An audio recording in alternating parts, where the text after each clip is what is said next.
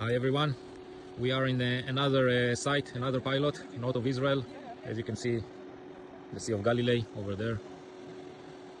We are in a plantation of avocado, and over here we have another automatic screen filter, which is replacing, as you can see nearby, there is a Filtomat 6-inch which is not working now, and the customer made a bypass and install our new automatic screen filter. So this is the main line, then we go bypass, quick pressure relief, and this is the system in parallel configuration. So you can see the angle inlet is closed with Victaulic cap, and then we have inlet, outlet, and the drain port over here. Over here we are going to change for the new screen. This is the 1600 connected with the 800. Now the 800 is going to be a red color as well. What we are doing now, since it's a pilot, we just connected the mold that we already have, the screens that we have in stock. Okay, it's connected like this, but you can take it apart quite easily. Okay, over here we'll have an O-ring. Okay, and it goes like this with a snap, which the idea is that when you take out the suction scanner, and maybe it's fall down when you take it out, then it's not getting broken because the screen will fall apart. Okay, so we are going to open the filter over here. So we already closed the inlet and outlet valves. Okay, Eitan just disconnected the drain pipe, and now small kick open, with the hammer. You have here close, arrow open, and arrow how to open. So that's it. Now let's see what I just mentioned about the suction scanner, that sometime, if you don't pay attention, it can fall down and we're afraid that it will get broken. So this is why the new screen, it's come with a snap, not like this one, which is one part, which is welded. Okay, over here. Taking out. Okay, over here we are going to change this separation plate to the new one. You can see the turbine. Looks good. This is the new nozzles. The screen.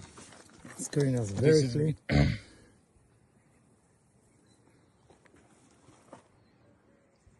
Very nice.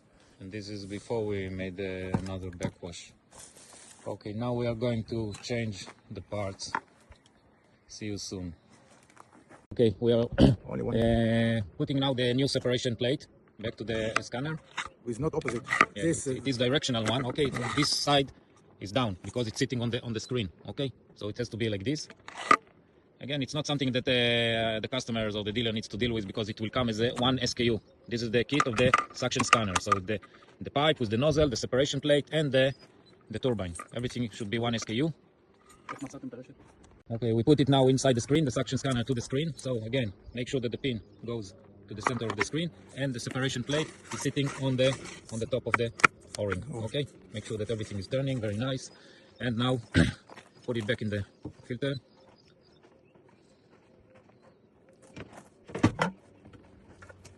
Sits very good at the center. You don't need to hold it. Make sure the O-ring is in place. Sure this go in. Yes. And now tight it with the plastic nut. And we are going to connect the drain port back. When you do it, usually make sure that the outlet is going to the direction that you want it to be. So you can turn the cover according to the outlet of the drain port. Command tube from the solenoid, the drain tube over here, and we are done. Okay, after placing the transparent cover, valves are open. Yes, we have flow rate now. As you can see here in the parallel configuration, the turbine is floating. Also, you'll see during flow that it's now on this side. So when we will start backwash, again the piston give command, push the turbine, stop the command, and then it goes to the other side.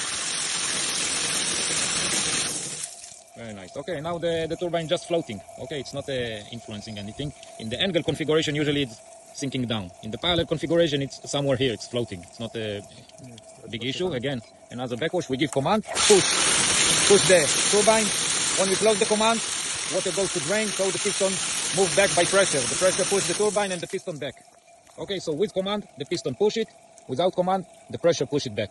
Okay, and the piston stay empty. It stayed only with air. There is no water in the piston. It's another advantage.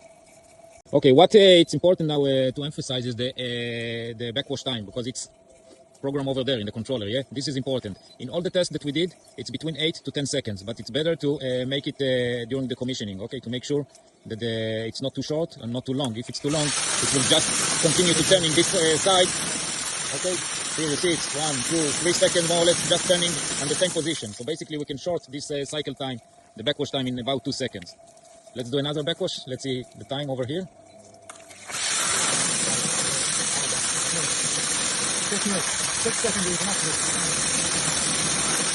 Yeah, so the total time here, it's 11 seconds, 10 seconds probably in the controller. It's 2 seconds too much, so 8 seconds will be enough for this application.